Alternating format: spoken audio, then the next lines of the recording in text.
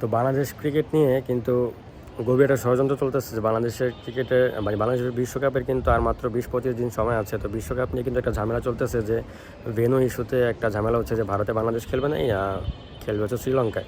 তো এটা নিয়ে যখন কাদা ছোড়াছুড়ি হচ্ছে, এর মাঝখানে আবার বিসিবির যে ফাইন্যান্স ডিপার্টমেন্টের যে কর্মী রয়েছে, সে কিন্তু একটা মন্তব্য করে দিয়েছে যে যেটা নিয়ে কিন্তু খুব সমালোচনা হচ্ছে, যার কারণে কিন্তু কোহাবের সভাপতি লর্ড মিথুন সে কিন্তু আবার ঘোষণা করেছে যে বাংলাদেশ যদি মানে বাংলাদেশের সব ক্রিকেট খেলা বন্ধ থাকবে যদি সে তার স্থান থেকে পদত্যাগ না করে তাহলে। তো এই মানে বাংলাদেশের ক্রিকেটের ভিতরে যে একটা সিন্ডিকেট, বাংলাদেশের বোর্ডের ভিতরে, ক্রিকেটের ভিতরে, বাংলাদেশ প্লেয়ারের ভিতরে কিন্তু একটা সিন্ডিকেট চলতেছে। আপনারা বুঝতেই পারতেছেন কেমন মানে কী সিন্ডিকেটের কথা আমি বোঝাচ্ছি। তো এই সিন্ডিকেটটা গুলো যতক্ষণ না আপনারা না ভাঙতে পারবেন ততক্ষণ না পর্যন্ত বাংলাদেশ ক্রিকেটের কোনো উন্নতি হবে না।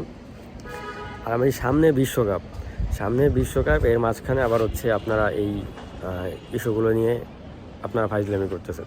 মানে বাংলাদেশ ক্রিকেট নিয়ে আপনারা কেউই ভাবছেন না, সবাই নিজেদের পদ আর হচ্ছে চাটাচাটি নিয়ে ব্যস্ত। আর গুটি কয়েকটা প্লেয়ার যাদের কিনা কোনো অর্জন নেই, যাদের কোনো বিশ্বকাপ পাওয়ার কৃতিত্ব নেই, যাদের কোনো এশিয়া কাপ পাওয়ার কৃতিত্ব নেই। বাংলাদেশের ইতিহাস মানে বিশ্বকাপ বলতে 2019 সালে বাংলাদেশের একটা বিশ্বকাপ পাওয়ার ইতিহাস আছে, সেটা হচ্ছে তাও আবার আন্ডার-19 একটি ম্যাচে আমরা ভারতকে হারিয়েছিলাম ফাইনালে, যার মাধ্যমে আমরা বিশ্বকাপ জয় করেছিলাম। তো এই অর্জনটুকু ছাড়া বাংলাদেশের আর কোনো অর্জন আমি দেখি না। এছাড়াও আপনারা এই বাংলাদেশ ক্রিকেট নিয়ে যেই নয়ছয় করা হচ্ছে, তো সেগুলো নিয়ে বাংলাদেশ ক্রিকেটের আর বিশ্ব মিডিয়া যেগুলো আছে সেগুলো তো বাংলাদেশের এই মিথুন, তারপর তামিমের কথা বলেন আর হচ্ছে নাজমুলের কথা বলেন, সব প্রত্যেকটা লাইন তারা ফলো করে প্রচার করছে বিশ্ব মিডিয়ায়, এবং পজিটিভলি না নেগেটিভভাবে প্রচার করা হচ্ছে। নেগেটিভভাবে সবার সামনে এগুলো তুলে ধরা হচ্ছে বাংলাদেশের ক্রিকেটকে।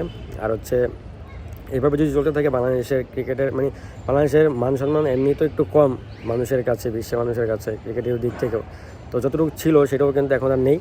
কারণ ESPN, ক্রিকইনফো সহ ক্রিকবাজ আরও যেগুলো বিশ্ব ক্রিকেট মিডিয়া রয়েছে সেগুলো কিন্তু ফলো করে বাংলাদেশের এই ঘটনাগুলো, আর তারা সরাসরি বলছে যে বাংলাদেশের ফুল ব্লগ দেখতে আমাদের সাথে থাকুন। বাংলাদেশের এই কাহিনিগুলোকে তারা হাসি ঠাট্টা করে ব্লগ বলে তারা প্রচার করছে।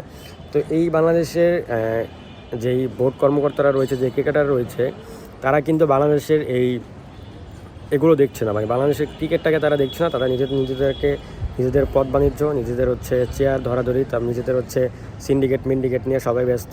ক্রিকেট নামে একটা গেম রয়েছে, যে ক্রিকেট ইজ জেন্টেলম্যান গেম। তো ক্রিকেট নিয়ে কিন্তু তাদের কোনো চিন্তাই নেই। বাংলাদেশ ক্রিকেট যেখানে মন চায় যাক, আমরা আমাদের কাজ করি। তো BPL আজকে একটা ম্যাচ ছিল 1টা বাজে, সেটা কিন্তু হয়নি। তো প্লেয়াররা প্রেস কনফারেন্স করছে, প্রেস কনফারেন্স থেকে আবার কী সিদ্ধান্ত আসছে সেটার জন্য অপেক্ষা করেন আপনারা। দিনে দিনে বাংলাদেশ ক্রিকেট শেষ।